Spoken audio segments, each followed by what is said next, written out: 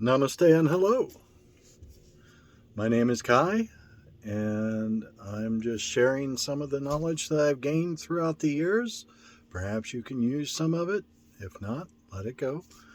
Um, this is primarily for my grandkids and ancestors, and possibly my daughter, should she decide that she would like to watch. But she hears a lot of this stuff, so. Um, today's sharing is I'm going to go back and reiterate something that I find to be very important. And what that has to do is, one, recognizing that we live in different worlds. We really do. I mean, if you seriously, if you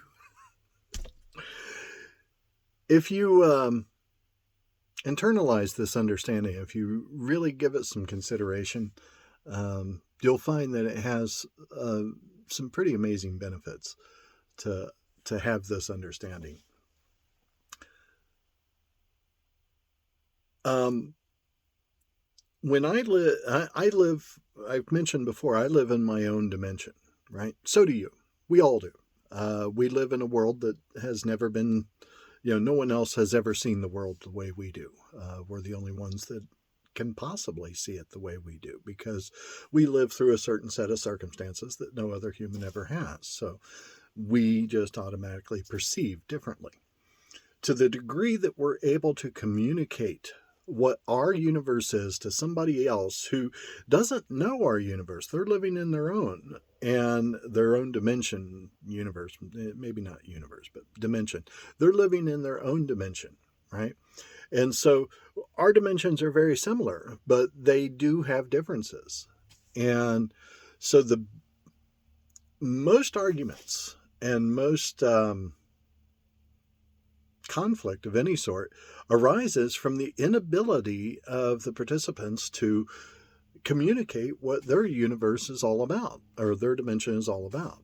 I have certain ways of seeing the world. I have certain habits and certain understandings. And so I see the world viewed through these habits and understandings.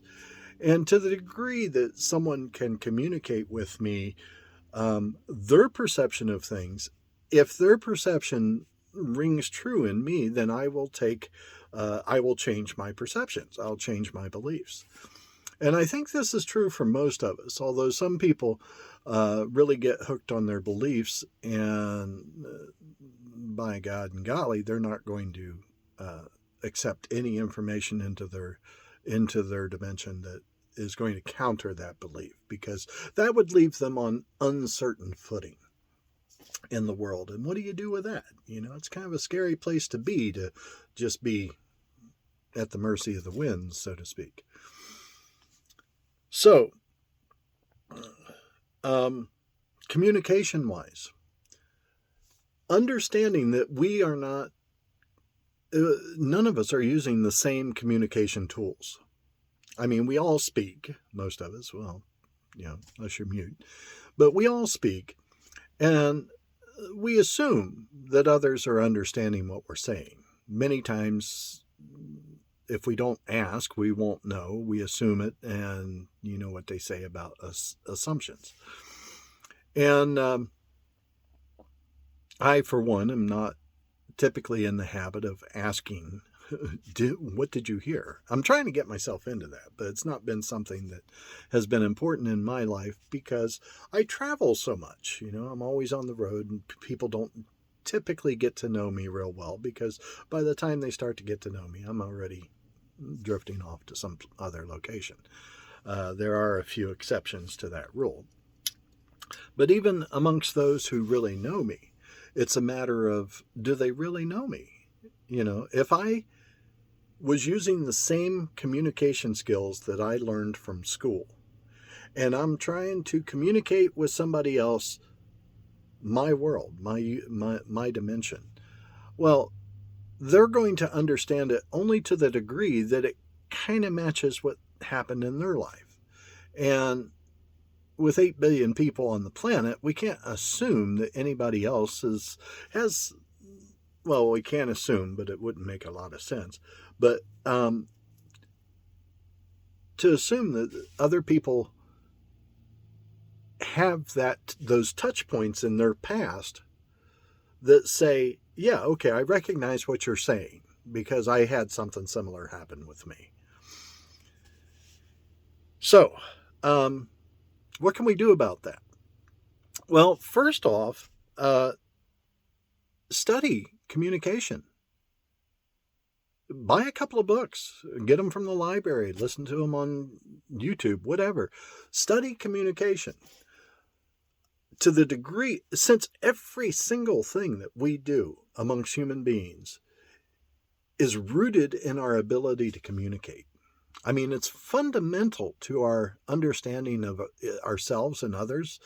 I mean, basically, I don't think we can survive for any length of time without being able to communicate in some form. So, to the degree that we're able to communicate and be heard and hear others, that's the big thing right there, is being able to hear others. To that degree is the degree with which we're going to have a peaceful, happy life, as I understand it, and as it's shown up in my life. I am by no means a master communicator, but I am working on it. Continuously reading communication books, monitoring my speech, trying to come up with more appropriate ways to be able, more skillful ways to be able to describe what's going on in my perception. So, top suggestion for couples. And since I know that my grandkids and prodigies beyond that will have coupled up in some form at some point or another in their lives, my number one recommendation for a happy relationship is to sit down and read a communication book together. Now, this may not be appropriate with some friends, but if you're going to meet up with someone, mate up is what I said. If you're going to mate up with someone, then having someone whose communication style, who you know has the same rules of communication that you do. See, when we're in school and growing up at home, we're taught certain ways of communicating. Now, school teaches a common communication set of tools. So they teach you how to interact in business and stuff like that. But it's our home life that teaches us the more subtle aspects of communication. Just to give you an example, my father, right before he would abuse me in some way, he would say, okay. But he'd say it in a certain tone and with a certain cadence that I learned to understand meant I am in deep crap. I'm about to be hurt. You know, that's what the child me learned from that experience. And so it wasn't until I was well into my 20s, possibly even 30s, before I discovered that the reason why I got angry when anybody around me used that word, okay, simple word. I mean, it's no biggie. Using the simple word, okay. If they used it in that tone and cadence, it just triggered the shit out of me. Pardon my language. I was upset. Not a good place to be. And it's like I sold my peace for that word, my inner peace. As soon as that word was spoken, as soon as it came at me with that tone and that cadence, immediately, boom, I saw red. So once I understood the reason why I had that explosion of emotion when I heard that word, which made no sense, well, once I understood it, then it made sense, and I was able to let that go. But I had blocked that particular connection in my mind because there was no reason to maintain it, at the time. So I wasn't around my father. It didn't matter if he said okay or not. Why would I get upset? It just really didn't compute until I made the connection. And we have lots and lots of connections that we have to make. Anyway, so that's just one example of the way that our home life sets us up for communicating in the real world. Now, a thing to note is that our early life, that was the time that we didn't have very much control over our own being. You know, people told us where to go, what to say, what we felt, what we liked, what we didn't like. You know, they told us to go to the bathroom or not go to the bathroom or this, that, or the other. So our language skills were actually rooted in the only time in our lives, barring dementia or something like that, where we didn't have control over our own being. And this is where phrases like "you make me mad," "you make me happy," these type of words come from, because no, you can't make me mad, you can't make me happy, you can't make me feel a darn thing, nor can you make my mind go to a place it doesn't want to go unless I am not trained in how to keep it on task. My thoughts, my emotions, my feelings are all internal. They have no mass. They're completely invisible. No one can feel where in my body I'm feeling those emotions. So there's really no possibility that somebody, logically, that somebody can reach inside my head and go, and make me feel all sad and happy or anything else. I mean, they could give me drugs or chemicals or something like that, maybe, but, you know, just insane words. You know, some of you may or may not like what I'm saying, and you'll put stuff down in the comments maybe, and but how I hear those words, how I interpret those words is going to be up to me. And if I decide to get angry, if I decide to feel proud or whatever else, well, that's me. That's my doing. I did it. It's my karma. Your karma was whatever it was that you heard from any of my sharings. Well, that's your karma. You know, that's up to you. What you get out of it, I hope you get something good out of it, but that's up to you. So, since this is aimed at my grandkids, I will very much be continuing to plug along with the idea of recognize that you are living in your own dimension, and even whatever mate that you have, even your own brother or sister, they don't have the same memories. They don't have the same, they're not really on the same page. So you have to learn to communicate well as an adult. And here's the kicker. The type of languaging skills that we learned growing up and in school, are adequate for most things that we do as grown-ups. They're not adequate for intense, emotionally laden, relational conversations. That's where they break down. That's the reason why you want to get your mate and sit down, make a date night of it or something. It's really quite fun when you do this. It's not a chore at all. You sit down with your partner, maybe get a glass of wine or a Coke or whatever it is that you ingest that you find is to be comforting.